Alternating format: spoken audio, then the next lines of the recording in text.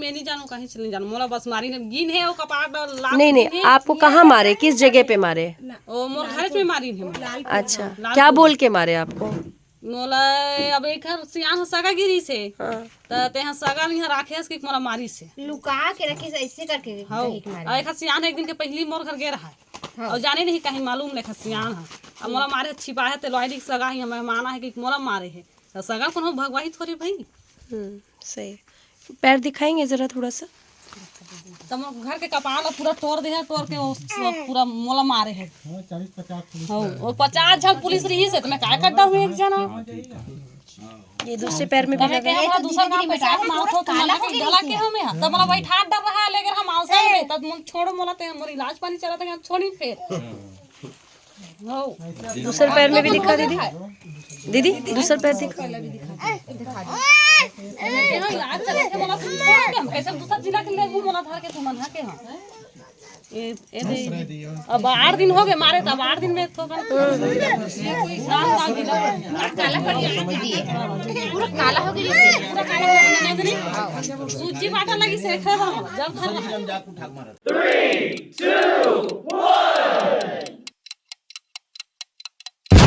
1 का बहुत बहुत धन्यवाद आज की इस प्रेस वार्ता में शामिल होने के लिए। जैसा कि आपको ब्रीफ किया भी गया कि जो कवर्धा की जो घटना हुई है लोहाराडी गांव की, उसको लेकर के हमारे प्रदेश अध्यक्ष महोदय गोपाल साहू जी के निर्देश पर एक जांच दल बनाया गया था जिसकी संपूर्ण जिम्मेदारी अध्यक्षता की मुझे दी गई थी। हम लोग कल एक बड़ी टीम के साथ, आज कम साथी यहाँ पर दिख रहे हैं लेकिन बहुत सारे साथी जो लोकल के कवर्धा जिले के भी थे, देवी चंद्रवंशी, हुकूमत साहू जो हमारे वहाँ के जिलाध्यक्ष हैं, ऐसे करके लगभग 15 लोग वहाँ पर हम लोग गए थे। और हम लोगों ने ये काफ़ी चूँकि थोड़ा समझने की बात है कि ये कवर्धा का बहुत जो आपका ब्लॉक पड़ता है उसके अंदर जाके बहुत अंदर का गांव है लोहारडी, और जो बॉर्डर लगता है बालाघाट को, उस बॉर्डर का ये पूरा गांव है। और ये घटना के बारे में हमने एक एक परिवार, मतलब चूँकि इसमें 3 मौतें हुई हैं। पहली वो मौत जिसमें एक हमने देखा कि एक फांसी वाला जो बात आ रहा है कि शव लटका मिला, दूसरा जो आगजनी का कांड हुआ, और तीसरा जो कस्टडी में डेथ हुआ। तो इसमें जो 3 मौतें हुई हैं, ये तीनों मौतें अलग अलग कंडीशंस पे अलग अलग परिस्थितियों में पाई गई, लेकिन चूंकि मामला सब संलिप्त एक ही जगह का मामला है और एक ही घटनाक्रम से शुरू होता है। तो सबसे पहले हम लोग जब आगजनी का जो कांड हुआ था, हमने कहा सबसे पहले हम उन तीनों परिवार के लोगों से मिले। उसमें मोटे मोटे तौर पर निकल के आया है कि ये जो घटनाक्रम हुआ है, इस पूरे घटनाक्रम में सबसे बड़ा फेलियर किसी का है तो वो है सरकारी तंत्र का। गृह मंत्री उस जिले से आते हैं, विजय शर्मा जी उनका गृह जिला है और गृह मंत्री भी हैं, उनके रहते हुए भी घटनाक्रम हुआ। ये एक बहुत बड़ा सबसे बड़ा फेलियर है।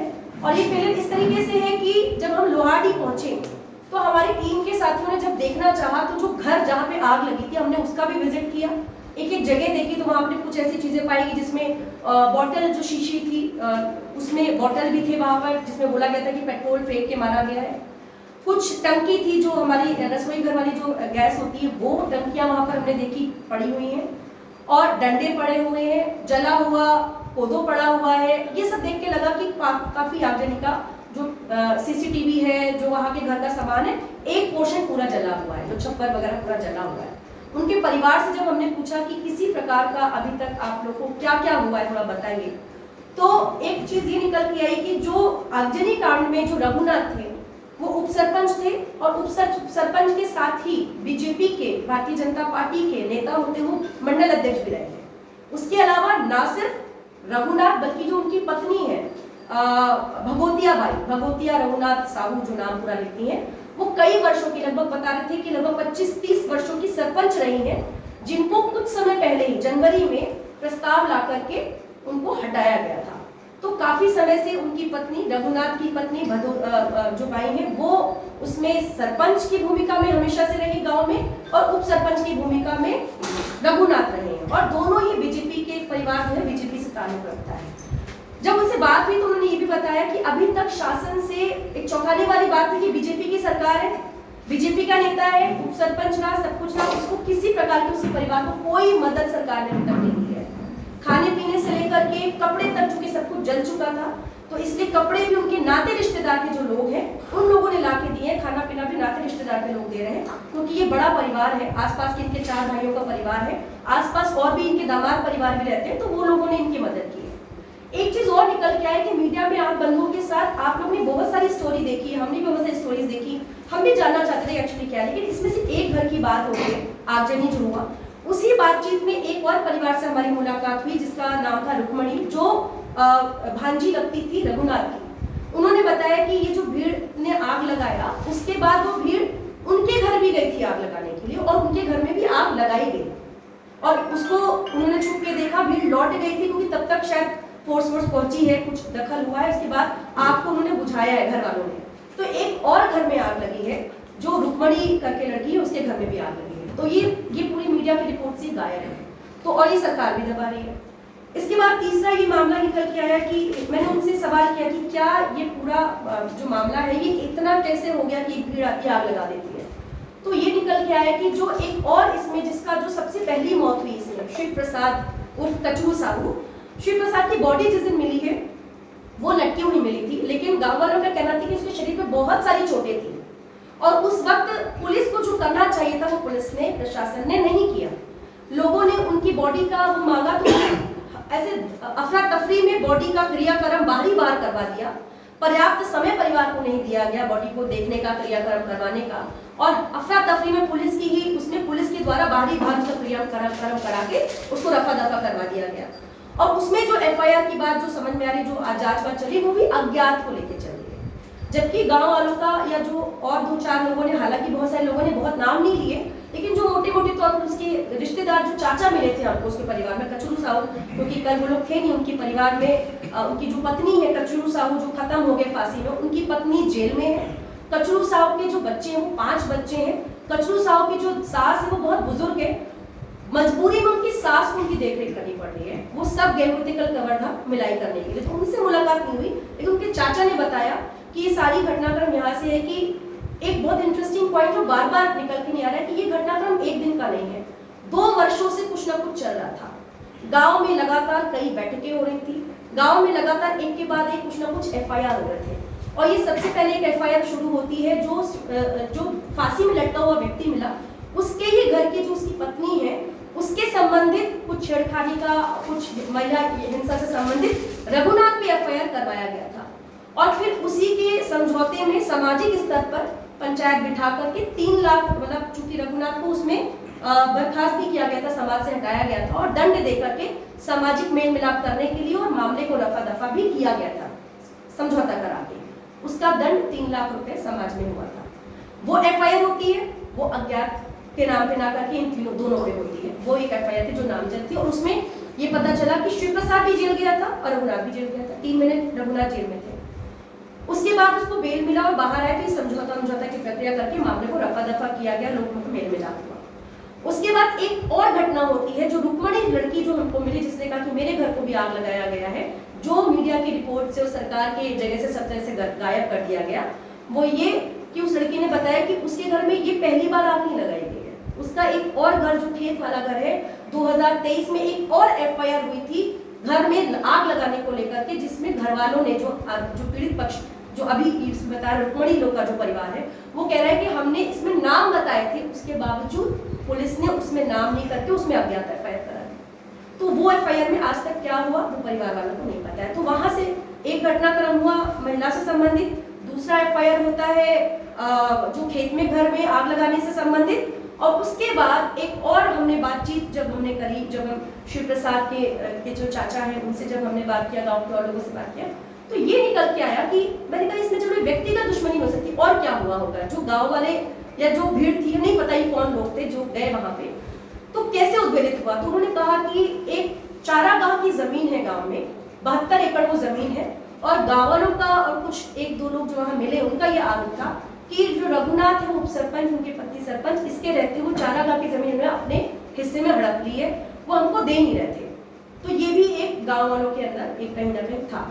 वो मामला भी पता चला है कि कोर्ट में लंबित है। अब ये बात जो कर रहे हैं वो सब कुछ उनके कहे के आधार पे कर रहे हैं। इन कागजों को देखना पड़ेगा, ये जांच में आना चाहिए। तो ये निकल के आया कि ये भी एक मामला हुआ, एफआईआर हुआ, एक घर जलाने का एफआईआर हुआ, एक 72 एकड़ जमीन का मामला जो निकल के आया। अब ये मामला एक जो शिव प्रसाद जो फांसी पे लटका मिला जिसको बोल रहे हैं, वो समाज 5-6 गांव का मुखिया था, अपने जाति समुदाय का, साहू समुदाय का। वो अपने समुदाय का मुखिया था, वो भी पॉलिटिकल पार्टी से था, वो पंच भी रह चुका है, वो कांग्रेस के पार्टी से रहा है और ये बीजेपी पार्टी से। ये गांव का नेता है, वो समाज का नेता है, दोनों पॉलिटिकल होंगे, दोनों में ये चीजें लगातार चल रही है। और उसी के बीच में एक विवाद आता है 72 एकड़ जमीन का विवाद। शायद ये कारण हो सकते हैं, लेकिन जो भी है ये सब फैक्ट्स हैं, ये फैक्ट मीडिया में रिपोर्ट्स में कहीं नहीं है आज के। और उसके बाद हमने जब तीसरे मकान, जब हम प्रशांत साहू के घर जा रहे थे तो बीच में 1-2 लोग और मिले गांव में। एक दिव्यांग युवती मिली, हमने उससे पूछा तो उसने कहा पुलिस उसको भी लेके जा रही थी, उसके हाथ दिव्यांग है, उसने कहा मैं कैसे आग लगाऊंगी, तब उसको पुलिस ने छोड़ा है। उसके बाद फिर हम आगे बढ़े तो एक गोंड जनजाति का परिवार, वहां पर साहू बाहुल्य इलाका है, वो 10% अन्य जाति के लोग रहते, तो एक गोंड जनजाति परिवार से मेरी मुलाकात हुई। उन्होंने कहा कि उनके बेटे को भी उठा के ले गया है, उनकी बाइक को भी उठा के ले जाया गया है पुलिस के द्वारा। उनके सामने एक परिवार था, उनसे मुलाकात हुआ तो उन्होंने कहा हम गांव में ही नहीं थे, उस दिन हम काम पे गए हुए थे, पर हमारे घर की बाइक को पुलिस उठा के लेके गई है। तो कई ऐसे लोग जो उस दिन नहीं थे या जो थे, जो मिला पुलिस ने उसको उठाया है और उसमें कई लोग की बाइक्स उठाई गई। अब ये जो रुकमणी वाला जो घर जला, इसके घर में जो बाइक जलाई गई थी, इसकी बाइक को भी पुलिस ने जब्ती की हुई है, जो जांच का हिस्सा होता है लोग करेंगे, वो लेके जाएंगे। इसके बाद जो प्रशांत साहू जो कस्टडी में डेथ का मामला आया, हमने उनसे जाके बात किया तो उनकी जो प्रशांत की पत्नी है वो 2017 में उनकी मौत हो चुकी है। प्रशांत का एक सिंगल बच्चा है, गितेश नाम है उसका, 8 वर्ष का है, जो 3री कक्षा में पढ़ता है। आज के दिन में पिता भी खत्म हो चुका है, माँ भी खत्म हो चुकी है, बच्चा एक तरह से देखा जाए तो अनाथ जैसा ही है आज के दिन में। और जो बच्चे की दादी है, जो प्रशांत की माँ है, वो भी जेल में है। प्रशांत का जो भाई है, कन्हैया नाम है उसका, वो भी जेल में है। तो उस दिन हमने कहा कि ऐसा क्या हुआ। जब प्रशांत के घर पहुंचे तो प्रशांत के चाचा और प्रशांत की जो बहुएं थी उनसे मुलाकात हुई। उन्होंने कहा कि जिस दिन ये घटनाक्रम हुआ उस दिन प्रशांत इरिगेशन डिपार्टमेंट जो कि वो काम करता है, 3 बांधों की देखरेख का काम वो करता है, और वो इरिगेशन डिपार्टमेंट के काम के दौरान वो बांध की देखरेख कर रहा था, रेंगाखार और आसपास का 2 बांध और है, उसकी देखरेख के लिए गया हुआ था। उनको समाज के लोगों ने फोन किया है कि ऐसी घटना, जो शिव प्रसाद की मौत हुई वो घटना जब निकल के आई तो उन्होंने बोला ऐसी घटना हो गई है, तो समाज की तरफ से हुआ कि काम छोड़ के वापस आओ गाँव में। इसलिए वो काम छोड़ के वापस गांव आया था। जब वो गांव आया, घर पहुंचा, तब तक पुलिस बल पहुंची है और धड़ सबको मारना शुरू किया है पुलिस ने, और जो पाया है उसको उठाना शुरू किया है। अब इसमें इंटरेस्टिंग पॉइंट हमने कहा कि क्या प्रशांत, क्योंकि यहाँ शिव प्रसाद की और रघुनाथ की तो बात निकल के आई कि भाई इनकी कुछ चल रहा था इनके दोनों के बीच में, और दोनों नेता भी थे, तो क्या इसमें प्रशांत का भी कोई इन्वॉल्वमेंट? तो ये निकल के आया कि प्रशांत, जो रघुनाथ हैं, जो बीजेपी के व्यक्ति हैं, प्रशांत भी बीजेपी का ही कार्यकर्ता था। प्रशांत इरिगेशन डिपार्टमेंट में नौकरी करता था, और जब चुनाव का समय आता था, जो उसके चाचा ने बताया, वो चुनाव के समय में बूथ मैनेजमेंट करना, वोट पड़वाना, ये काम भी प्रशांत करता था। कुछ फोटोग्राफ्स भी उसके बीजेपी नेताओं के साथ में हमने देखे हुए। तो ये समझ में कि ये भी बीजेपी समर्थक परिवार था, वो भी बीजेपी समर्थक परिवार था। अब प्रशांत का रोल कहाँ से आया कि प्रशांत ने क्या किया इसमें? तो ये हुआ कि जब पुलिस ने उठाना शुरू किया, एक घर से लोगों को उठाया, तो उसी में प्रशांत को भी उठा लिया, उसके भाई को भी उठा लिया, जो घर में मिला सबको उठा लिया गया। बहुओं को छोड़ा गया क्योंकि बहू घर में थी, बहू ने बोला इन्होंने कुछ नहीं किया, तो बहुओं को धक्का दे दिया था पुलिस ने। अब प्रशांत को ले गया, प्रशांत को बहुत मारा, प्रशांत के भाई को भी बहुत मारा गया है, प्रशांत की माँ को भी बहुत मारा गया है, जो आप लोगों ने देखा कि जब वो दाह संस्कार के लिए आई थी तो उनकी बहुत छोटे शरीर में थी। अब चूंकि प्रशांत का मामला सबके सामने मीडिया में दिखा कि शरीर पे चोटों के निशान है, तो कुछ बातें हो रही है और डिपार्टमेंटल वाली बात आ रही है। तो प्रशांत जो है वो रघुनाथ जो खत्म हुआ उपसरपंच, प्रशांत और रघुनाथ एक ही परिवार के, ऐसा नहीं कि गांव वाले, एक ही परिवार के रिश्तेदारी में आते हैं। रघुनाथ प्रशांत का बड़ा पापा लगता था। तो उनके बहू ने बताया कि प्रशांत, अब ये हम नहीं कह रहे, उनका परिवार कह रहा है कि हम लोग तो उन्हीं के परिवार से हैं मैडम, हम क्यों जाकर के काम करेंगे। तो ये भी बात समझ में आई कि बीजेपी वैचारिक मतभेद भी नहीं है, एक ही परिवार है। तो प्रशांत का, शिव प्रसाद एक ही गांव का है पर कोई रिश्तेदारी नहीं है, सिर्फ साहू समुदाय का है। तो ये निकल के आया। अच्छा, अब इसमें निकल के आया कि क्या हुआ फिर। अब मोटे मोटे तौर पर ये एक ऐसा मामला है जो हमने पाया, वो ये कि सभी लोग इसमें पीड़ित हैं। 2 साल से गतिविधियां कुछ हो रही थी, घटनाएं हो रही थी, लेकिन हर चीज को शासन ने, प्रशासन ने, पुलिस ने दबा के रखा, कुछ का कुछ बनाने की कोशिश की। जैसे वो आग लगने वाली जो घटना पहली हुई थी 2023 में, उसमें अज्ञात के खिलाफ एफआईआर होना, ये बहुत दुखद बात है। और फिर उसके बाद जब ये 32,000 एकड़ वाला जो मामला आया वो, तो ऐसे करके ये चीजें हुई हैं। इसमें जो पूरी तरीके से समझ में आया कि जब हम छोटे छोटे प्रोटेस्ट करते हैं ना, तो आईबी के लोग पहुंच जाते हैं, एलआईबी के लोग पहुंच जाते हैं, फोन आ जाते हैं, इतना सब कुछ चल रहा था। क्या सरकार को नहीं पता चला कि यहाँ क्या चल रहा है? और तब जब आज की डेट में डिप्टी सीएम उसी साहू समुदाय से भी, एक डिप्टी सीएम भी है जो साहू समुदाय से है, तो वोट लेने के समय भी साहू समुदाय याद आता है क्या? उसके बाद लगातार एफआईआर के बाद आपने दबाना, और मदद के नाम पे क्या मिला? क्योंकि हर जगह हल्ला तो बहुत हो रहा है, लेकिन मदद क्या मिला? क्योंकि अब इसमें तीनों परिवार अगर एक आरोप लगा रहा है तो दूसरी तरफ वो पीड़ित भी है, क्योंकि हर परिवार ने कुछ किसी को खो दिया है। हमने पाया कि वहां पर सरकार को जो खाने पीने की व्यवस्था करनी थी, हम लोग जब बाहर निकल रहे थे तो साहू समुदाय के जो नेता हैं उन लोगों ने खाने पीने का लंगर चला रखा है, उससे गांव के लोगों का पेट भर पा रहा है। क्या यहाँ पे सरकार की कोई जिम्मेदारी नहीं थी कि खाने पीने की व्यवस्था करते? जब घर जल गया है, कपड़े नहीं है, कुछ नहीं है, रघुनाथ के घर में कपड़े तक की व्यवस्था नहीं है, खाने की कोई व्यवस्था नहीं है, वो नहीं। अब इसमें जो प्रशांत साहू जो कस्टडी में डेथ हुआ है, जो बल्क में सबको उठाया गया तो उसको उठा लिया गया, उस व्यक्ति का बच्चा को अनाथ हो गया, उस बच्चे की पढ़ाई की जिम्मेदारी कौन लेगा? उस बच्चे के लिए क्या 10 लाख का मुआवजा देकर के क्या मुगल? और अभी तक क्या किसी भी उस दिन से लेके आज तक ये नहीं पता चला कि कौन से ऑफिसर के नेतृत्व में ये आदेश हुआ था लाठीचार्ज का? एक नेता, उसमें एक एसपी है अभिषेक पल्लव जी बड़े वायरल नेता, जैसे रील बनाते हैं, छोटे छोटे बच्चे जब गाड़ी चला रहे होते हैं ना नाबालिग, तो उनको भी पकड़ के वो रील बनाते हैं।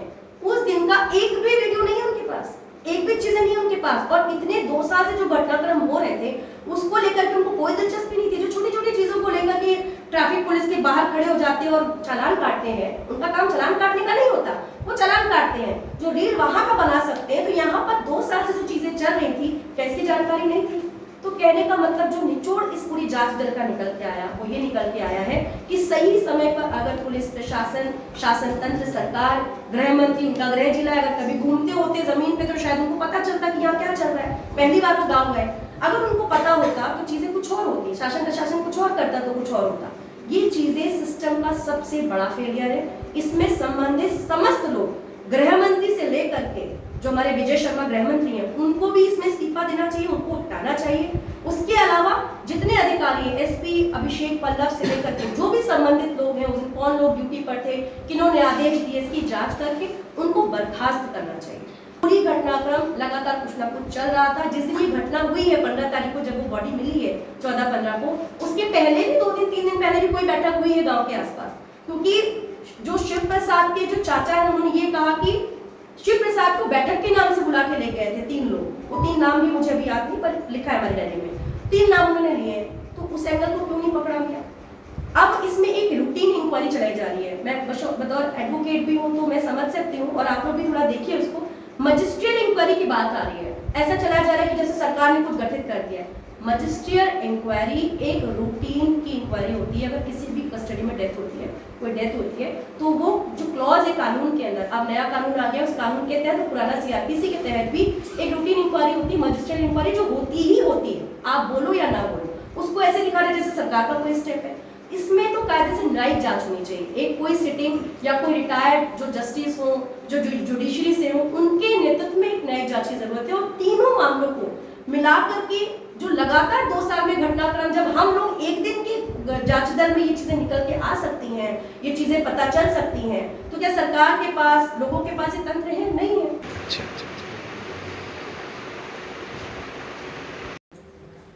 देखिए, आज हम लोग कवर्धा मामले के लेकर के प्रेस कॉन्फ्रेंस रखे हैं, और हमने पार्टी ने जो है कवर्धा के मामले को लेकर के जांच समिति का गठन किया था, जिसकी अध्यक्षा प्रियंका शुक्ला जी थी, जो हमारे उपाध्यक्ष भी हैं और पेशे से वकील भी हैं। तो इन्होंने जांच के बारे में आप लोगों को बताया विस्तार से।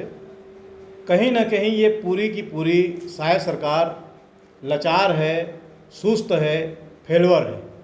आपसी तीनों, 2 उप मुख्यमंत्री और एक मुख्यमंत्री जी आपस में संघर्ष कर रहे हैं कि मैं पावरफुल या तुम पावरफुल या मैं पावरफुल।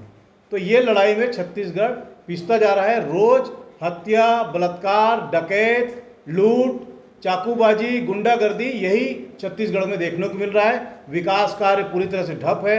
शासन का चाल इतना धीमा है, लोग त्रस्त हैं, बेरोजगार युवक सड़कों पे हैं।